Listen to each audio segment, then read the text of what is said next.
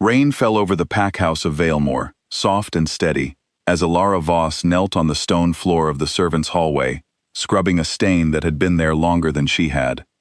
She was 22 years old, thin from years of small meals, with dark hair she kept tied back so it would not fall into her eyes while she worked. No one in the pack house knew her parents, no one had ever tried to find out. She had simply appeared one winter night as a child, half frozen at the gates, and the pack had taken her in the way one takes in a stray animal, out of duty, not love. In Valemore, status was everything. Alphas commanded. Betas served in honor. Omegas served in silence. And Alara was told, again and again, that she was the lowest even among Omegas, because she had no family name to soften the insult. She had grown used to being invisible. She had grown used to being nothing. She kept one secret from everyone. On the inside of her left wrist was a mark, pale silver against her skin, shaped like a small circle wrapped in 3 thin lines. It did not look like a scar. It did not look like a tattoo. It simply was, as far back as she could remember. And it grew strangely cold whenever she was frightened. She wore long sleeves, even in summer, and never let anyone see it. That morning, panic moved through the pack house like a fire spreading room to room. Alara heard the servants whispering before she understood why.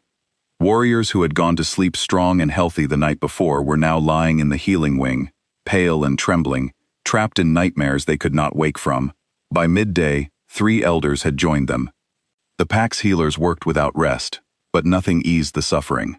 The kingdom's seers were called, and after hours of study, they gave only one answer, spoken carefully, as if the words themselves were dangerous.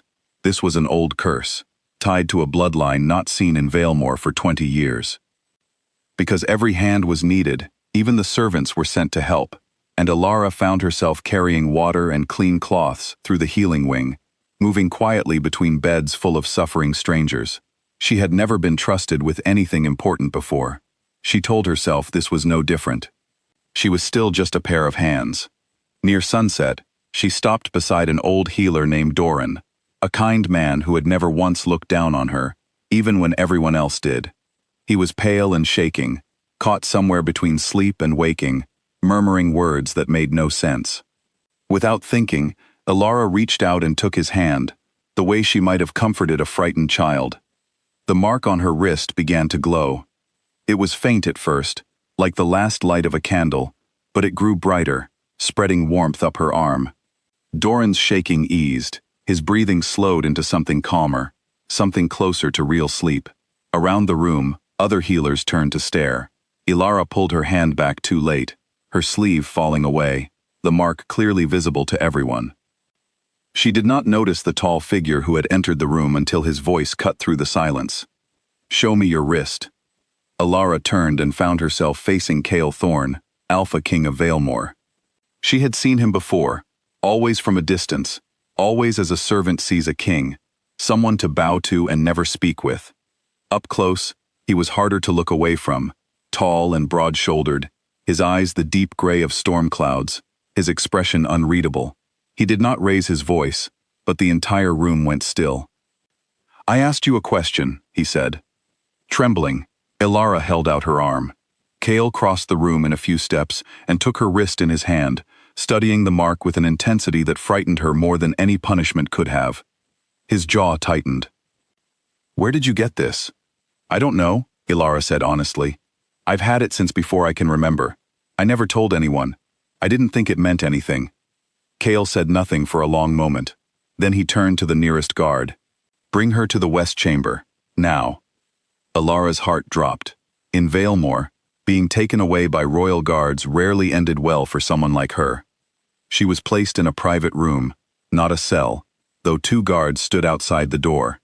She sat on the edge of a chair, hands folded tightly in her lap, certain she was about to be blamed for the sickness sweeping through the pack. When Cale entered an hour later, he carried an old book bound in cracked leather, and behind his eyes was something that looked almost like disbelief. "Do you know what that mark is?" he asked. "No. It's the sealed crest of the Ashvale line." He set the book down and opened it to a page showing an old drawing. The same circle, the same 3 lines, exactly like the mark on her wrist. The Ashvales were wiped out 20 years ago. Every one of them. I was told there were no survivors. Alara stared at the page, feeling as though the floor had shifted beneath her. That can't be me. I'm nobody. I was left at the gates as a child. I don't have a family. And yet you're standing in front of me wearing their mark, Kale said. His voice was low, controlled, but she could hear the tension beneath it. My mother was killed the same year the Ashvales disappeared. I was told they were traitors, that they turned against this pack and paid for it. I have spent 20 years believing that. I don't know anything about that, Ilara said quietly. I only know I've spent my whole life being told I was worth less than everyone around me. If you think I'm part of some plot against your throne, I promise you, I'm not clever enough or important enough for that. Something flickered across Kale's face, there and gone too quickly to name. He studied her for a long moment, as though trying to decide whether to believe her, and then he simply said, "You'll remain here, under guard, until I understand what's happening." The days that followed were the strangest of Ilara's life. She was no longer sent to scrub floors, but she was not free either. Word of the mark on her wrist spread through the pack house faster than the nightmare sickness itself. Nobles who had never once acknowledged her now watched her with open suspicion, some with something close to fear. A few, she noticed, watched her with calculation instead, as if trying to decide how her sudden importance might be used or removed. She did not have to wait long to learn which. On the third night, a figure slipped into her room, while the guards outside were distracted by a commotion down the hall. Ilara woke to a hand pressing over her mouth and cold steel near her throat.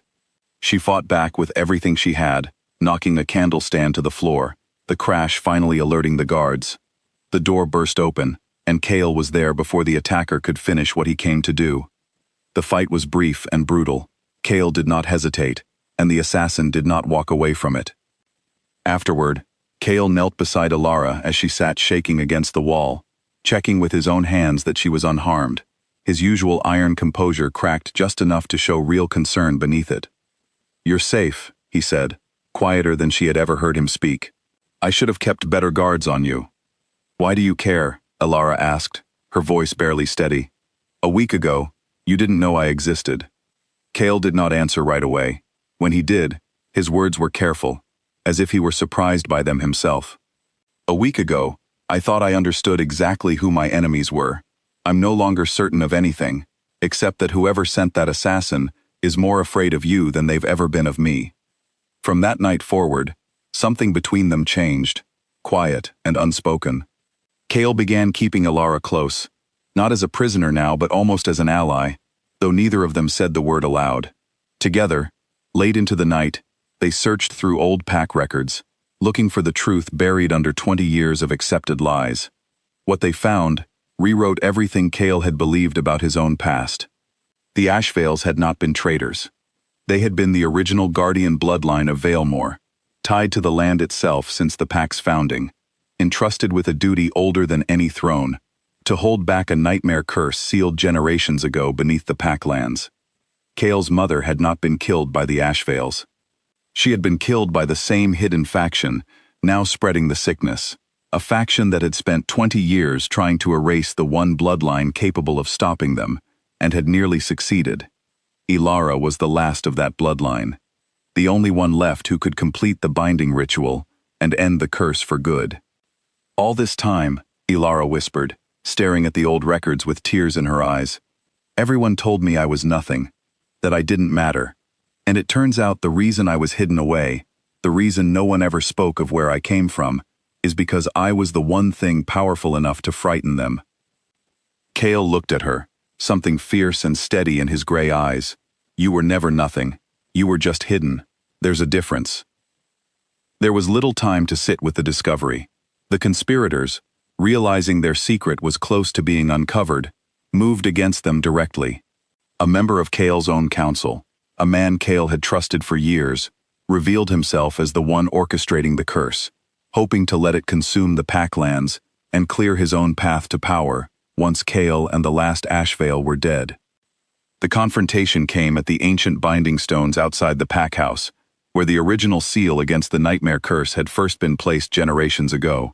The traitor brought warriors loyal only to him, and for a moment, It looked as though Alara and Kale would be badly outnumbered. Then Alara did something she had never done before in front of anyone. Cornered, with no other choice, she let herself shift. She had always been told, quietly and cruelly, that whatever her true form was, it would only confirm how weak she truly was.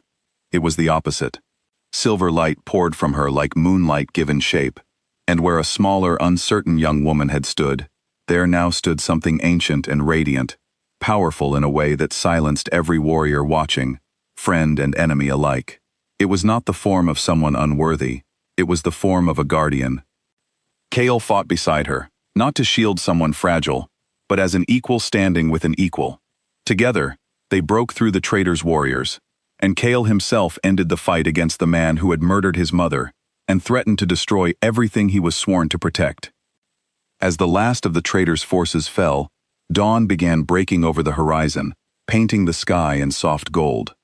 Alara knelt at the binding stones, placing her marked wrist against the ancient carvings, and spoke words she somehow knew without ever having learned them. The mark on her wrist blazed bright, then settled into a steady glow, and across the pack house, every warrior trapped in nightmare sleep began, one by one, to wake. The curse was broken. In the quiet that followed, with the whole pack gathering to witness what had happened at the binding stones, Kale Thorn, Alpha King of Valemore, did something no one in that kingdom had ever seen him do. He knelt before Alara, lowering his head in front of his own court, his own warriors, his own people. For 20 years, he said, his voice carrying clearly across the silent crowd, this pack believed a lie about the Ashvale line. I believed it myself. I was wrong. This woman is not a servant. She is the last guardian of Valemore, and she has saved every life in this kingdom, including mine. He rose, taking her hand gently in his. I do not ask you to forgive what this pack has done to you. I only ask to stand beside you, as your equal, for as long as you'll have me. Alara looked around at the same nobles who had once refused to meet her eyes, now bowing their heads one by one, unable to deny what they had all just witnessed.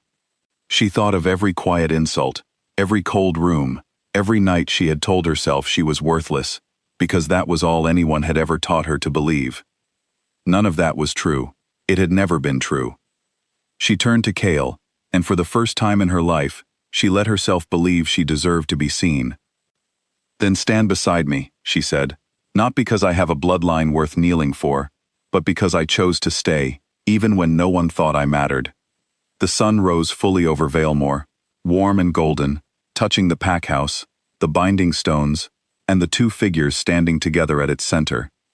The Omega who had been called worthless now stood as the guardian who had saved them all, and the Alpha King, who had once ruled through iron will alone, stood beside her, humbled, grateful, and, for the first time in 20 years, at peace.